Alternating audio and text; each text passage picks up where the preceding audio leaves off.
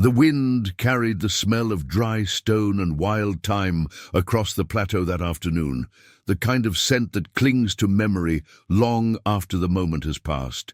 In the shadow of Machu Picchu's lesser-known sister site, 3 kilometers south where the tourist buses never ventured, 23-year-old Daniel Cortez adjusted the straps of his weathered backpack and studied the collapsed archway ahead. The ruins of Llactapata sprawled before him in jagged terraces, half reclaimed by jungle, half exposed to the unforgiving Andean sun. His geology thesis demanded soil samples from beneath the foundation stones, and he had permits, a satellite phone charged to 90%, and a check-in protocol with the ranger station every 6 hours. He also had 3 protein bars, 2 liters of water, and the unshakable confidence of someone who had spent every summer since age 15 exploring forgotten places. At 14 minutes past 2 on March 7, 2009, Daniel Cortez stepped through that archway into a labyrinth of stone corridors and vine-choked chambers. He never made his 6-hour check-in. His disappearance triggered the kind of search effort that becomes a case study. Within 18 hours, Peruvian Search and Rescue had deployed 4 dog teams across the ruins. His abandoned tent sat undisturbed at the trailhead, sleeping bag neatly rolled, journal open to a page detailing sample coordinates. The ranger who had logged him in remembered his eagerness, the careful way he had traced his planned route on the laminated map with a dry erase marker. That route covered less than 2 square kilometers.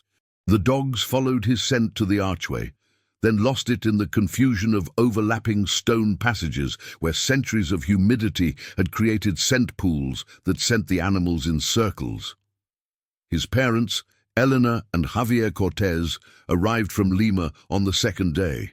Elena taught primary school. Javier managed a small printing business. They were practical people who had raised their son to be cautious, to respect wilderness, to carry backup plans. They had not raised him to vanish. The first 72 hours consumed 300 volunteer hours and 2 helicopter sweeps. Search teams rappelled into vertical shafts where ancient builders had carved storage chambers. They probed collapsed rooms with fiber-optic cameras. They found pre-Columbian pottery, the skeleton of a mountain goat, and exactly 0 evidence of Daniel Cortez beyond that archway. On day 4, a geology student from his university noticed something in the photographs Daniel had uploaded to his laptop the night before he disappeared. In the background of a sunset shot, barely visible behind a tumble of stones, a darker rectangle suggested a passage not marked on any archaeological survey. The Discovery coordinator cross-referenced historic expedition notes from 1968. A Belgian team had documented an unsealed tunnel system in that sector, but had deemed it too unstable for exploration after a minor tremor had shifted several support stones. The tunnel had been flagged, then forgotten, as subsequent surveys focused on more accessible areas. Teams entered the passage on day 6, wearing helmets and harnesses, trailing communications cable. The tunnel descended at a 30-degree angle for 40 meters before branching into 3 directions. Limestone walls bore tool marks from Incan engineers, but sections had collapsed and been naturally resealed by mineral deposits over centuries. In the westernmost branch, wedged between 2 fallen lintels, searchers found Daniel's field notebook. Its waterproof cover had protected most pages. The final entry, dated March 7th at 3:20 p.m., described discovering the tunnel entrance and deciding to make a quick preliminary survey before returning to collect proper caving gear. The handwriting remained steady and methodical until the last line, which simply read, "Passage narrows but continues, following draft." That phrase, "following draft," told experts everything. Moving air in a cave system indicates a second opening. Daniel had done what countless explorers before him had done, pursued the promise of discovery past the point of easy return. The search expanded underground. Cavers from the Peruvian Speleological Society volunteered equipment and expertise. They mapped 17 kilometers of interconnected passages over the next month, documenting chambers that had remained sealed since the site's abandonment 600 years earlier. They found tool caches, ceremonial platforms, and evidence of mining operations. They did not find Daniel Cortez. As weeks became months, Elena and Javier Cortez transformed their grief into infrastructure. Elena learned GPS waypoint notation. Javier studied cave rescue protocols. They established a foundation that funded equipment lockers at trailheads and sponsored wilderness first responder training for guides throughout the Cusco region.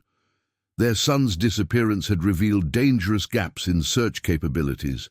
They would ensure those gaps did not claim others. But at night, in the small apartment they rented near the ruins, they studied the maps obsessively, running their fingers along the traced passages as if touch alone could reveal what the searchers had missed. The case remained open, but inactive by 2010. Investigators had constructed their most probable scenario. Daniel had followed the air current deeper into the tunnel system, encountered a vertical drop or unstable section, and fallen. The mountain had simply swallowed him, as mountains do. His university held a memorial service. His thesis advisor published the partial research Daniel had completed, dedicating it to his memory.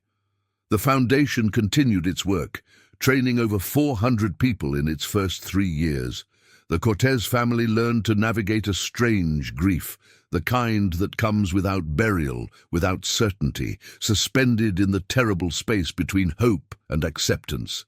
They visited the ruins on every anniversary, left flowers at the archway, and returned to Lima to continue the work they had built from loss.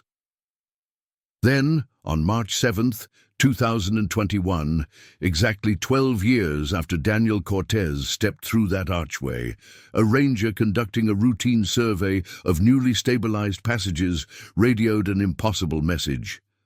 A man was sitting in Chamber 7C, approximately 8 kilometers from the original search zone, alive.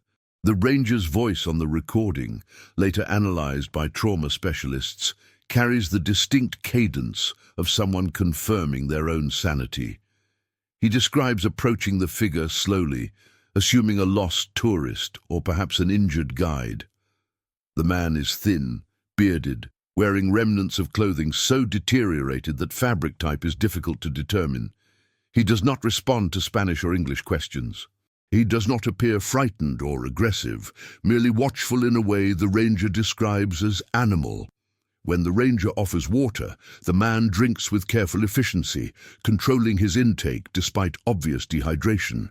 He has no identification, no equipment, nothing but the clothes on his body and a makeshift cord belt threaded with small carved stones. His hands are heavily calloused, fingernails worn to nubs. When rescue personnel arrive 2 hours later with blankets and medical supplies, the man allows himself to be led through the passages with the calm cooperation of someone accustomed to following strangers. At the surface, in the shocked sunlight of early afternoon, a photographer from the foundation captures the moment when Elena Cortez sees his face. The photograph would later circulate in medical journals studying recognition and memory. Elena's expression moves through a sequence that specialists describe as diagnostic: confusion, denial, sudden understanding, then a kind of collapse that is not physical but something deeper. Because the man, now 35 years old instead of 23, is undeniably her son. DNA confirmation would take 4 days, but a mother knows. Javier, standing beside her, sees the scar on the man's left forearm from a bicycle accident at age 9, the distinctive pattern of his jawline beneath the beard, the way he tilts his head when processing unfamiliar sounds. Their son has returned from the mountain, but he does not know them. Medical evaluation at Cusco Regional Hospital revealed a man in surprisingly functional physical condition given the circumstances. He showed signs of chronic malnutrition, but no acute injuries. His muscle development suggested continuous, moderate physical activity. Dental examination revealed multiple cavities that had partially recalcified, a process that takes years. Most significantly, neurological scans showed no evidence of traumatic brain injury, stroke, or degenerative disease. His amnesia had no structural cause they could identify. When doctors asked his name, he remained silent. When shown photographs of his 23-year-old self, his parents, his childhood home, he studied them with polite interest, but no recognition. A psychologist noted that he seemed less distressed by his lack of memory than the medical staff were on his behalf. He appeared to be waiting for something, though what exactly remained unclear. The Foundation's equipment lockers included not just medical supplies, but documentation cameras, installed after a case in 2014, where a survivor's testimony had been lost due to inadequate recording. Those cameras captured the breakthrough on day 6 of Daniel's hospitalization. A graduate student in anthropology, reviewing footage of items recovered from Chamber 7C, noticed markings on the small stones threaded on his belt. Under magnification, they revealed systematic tallies, groups of 5 vertical lines crossed by diagonals, carved with precision. 437 stones. Each stone bore approximately 10 tally groups, 50 marks per stone, though the final stone showed only 32 complete groups. The mathematics suggested approximately 21,832 individual marks. Divided by 365, that yielded roughly 60 months. 5 years of methodical counting, then nothing. The stones fell silent, but the man continued. Specialist teams returned to Chamber 7C with archaeological precision. The chamber measured roughly 12 meters in diameter, with a ceiling height varying from 2 to 4 meters. A natural spring emerged from a fissure in the western wall, providing clean water at a steady trickle. The floor sloped toward a narrow channel that carried water away through a gap too small for human passage. Microscopic analysis of surface residue revealed traces of ancient maize storage, suggesting Incan use as a food depot. But the chamber's most significant feature was a shaft in the ceiling, partially collapsed, through which indirect light filtered during certain hours, not enough to illuminate the space fully, but enough to distinguish day from night, enough to count. Evidence suggested Daniel had fallen through that shaft, likely during his initial exploration, when curiosity had led him away from marked passages. The fall, approximately 8 meters, should have been fatal, or at least severely injuring. Instead, he had landed in accumulated debris that had cushioned the impact enough to spare his life. But the chamber that saved him had also trapped him. The shaft he had fallen through was vertical and smooth, impossible to climb without equipment. The water channel offered no escape. The entrance passage, if one existed, had been sealed by a collapse that could have occurred during his fall or centuries earlier. He had found himself in a stone prison with water and light and absolutely no way out. The team documented everything, marks on the walls where he had tested different sections for weakness. A crude sleeping platform built from stone fragments, positioned to avoid the water channel. Areas where he had apparently exercised, wearing smooth depressions in the rock from repetitive movements. And most significantly, a series of carved images on the eastern wall, created with a sharp stone over what must have been hundreds of hours. The images did not depict rescue fantasies or messages to searchers. They showed the chamber itself, rendered over and over from different perspectives, each iteration slightly different. A psychologist reviewing the documentation described them as exercises in persistent reality testing, a way of grounding himself in space when time had become abstract. But the chamber alone could not explain his survival. Humans cannot live on water and determination for 12 years. The breakthrough came when environmental specialists analyzed biofilm samples from the spring.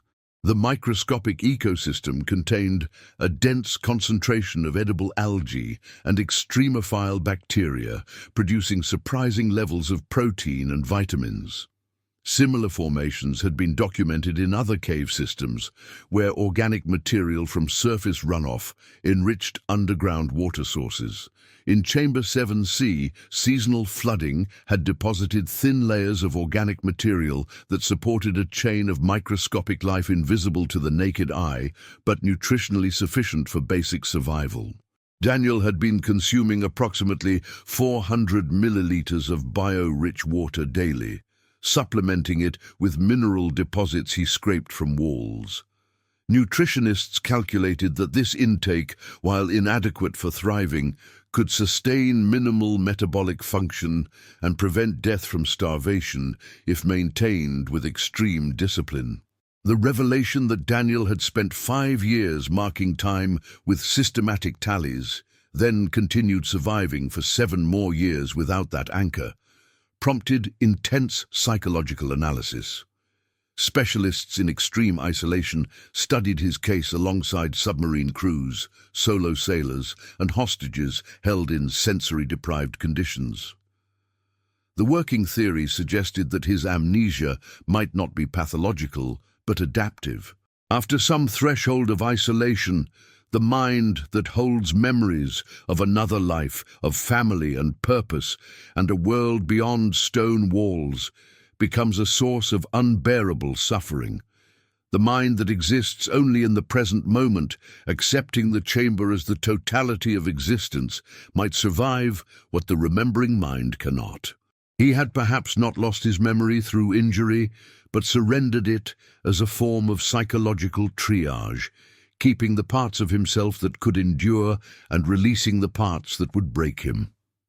If you're finding this story as compelling as the investigators did, consider subscribing to explore more mysteries of human survival and resilience. Reintegration specialists approached Daniel's case with precedent in mind. POWs, cult survivors, and others returning from severe isolation typically required structured programs addressing lost time, changed relationships, and practical skills for modern living. But Daniel presented unique challenges. He could not mourn his lost years because he did not remember them. He showed no distress about his situation, no urgency to recover his past. When his parents visited daily, bringing photographs and talking about his childhood, he listened with courteous attention, but no emotional recognition. Elena would describe his elementary school friends, his love of rock collecting, his careful way of cataloguing specimens. Javier would tell stories about teaching him to drive, about his acceptance to university, about his dreams of mapping unexplored places. Daniel absorbed it all like someone learning about a stranger, which in a sense he was. Breakthrough arrived not through memory recovery, but through observation.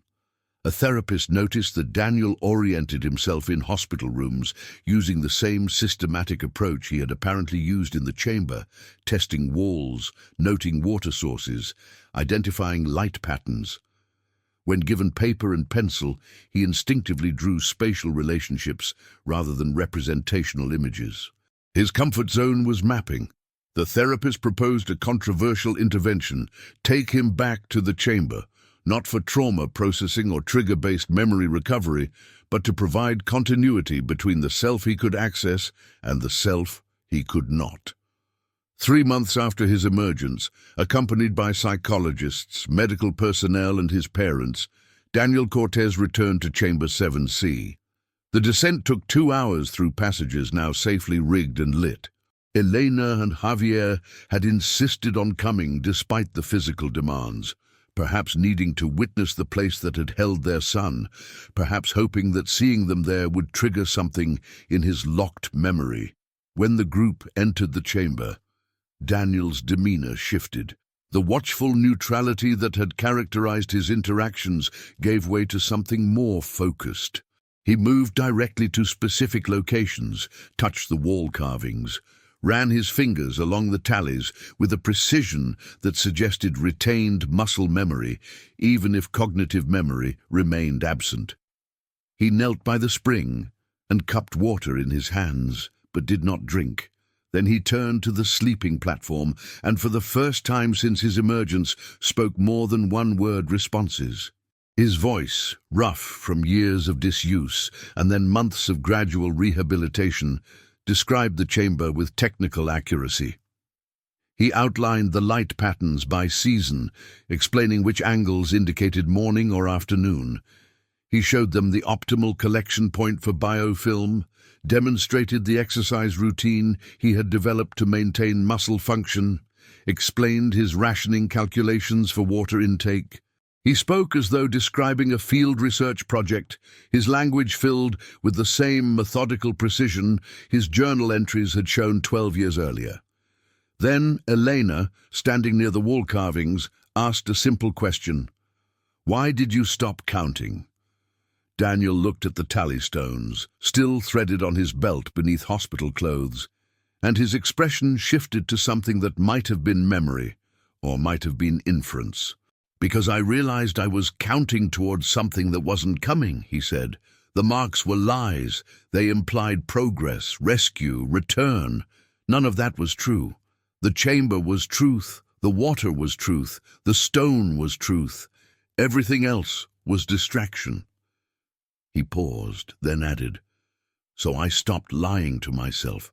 I stopped being the person who expected to leave and became the person who was here." Shuruka, that statement, recorded by the documentary team following his case, would become central to understanding both his survival and his amnesia. Trauma therapists identified it as a profound disassociation strategy, while survival experts noted its similarity to accounts from extreme isolation survivors who had described conscious decisions to become their environment. Daniel had not forgotten who he was. He had strategically deconstructed that identity to survive. The person who emerged after 12 years was not the same person who fell. Memory recovery, if it occurred, would not simply fill gaps, but potentially destabilize the psychological architecture that had kept him alive. Over the following months, Daniel engaged with the world from that understanding. He studied his own history as one might study a documentary subject.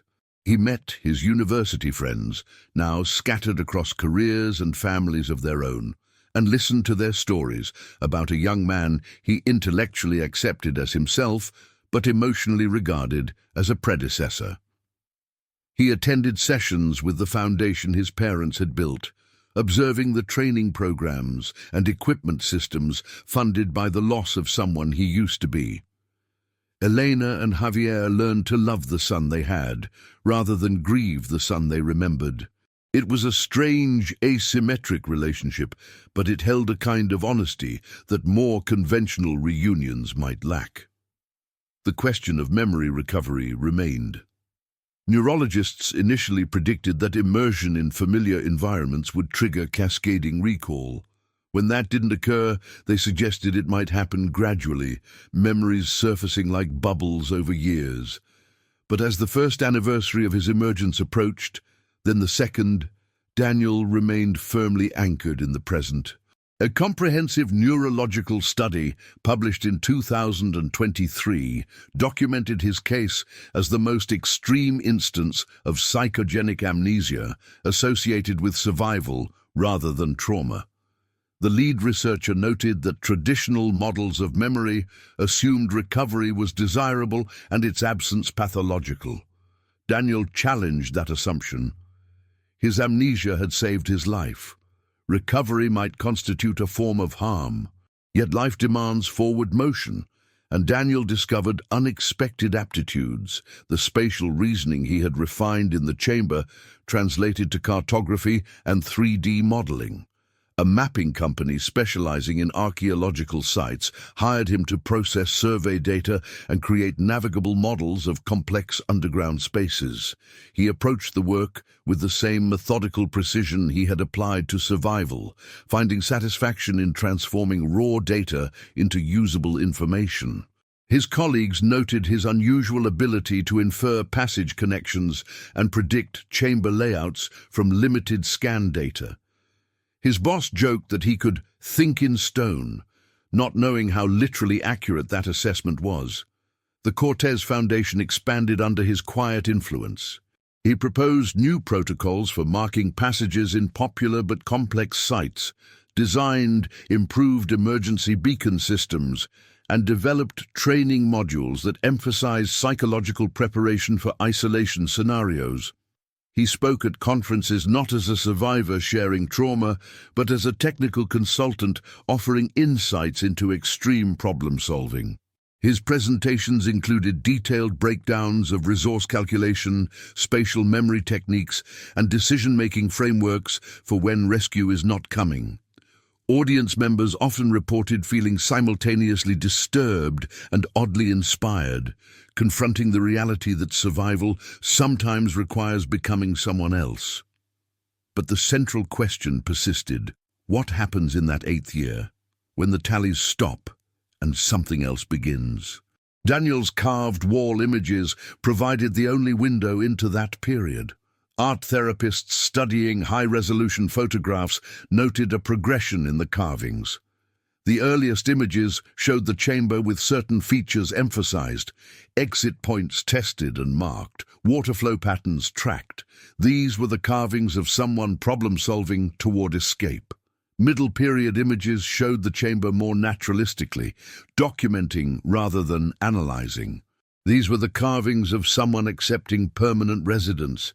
But the final series, carved presumably in years 7 through 12, showed something different. The chamber rendered in increasingly abstract patterns, geometries that suggested the space but weren't literal representations.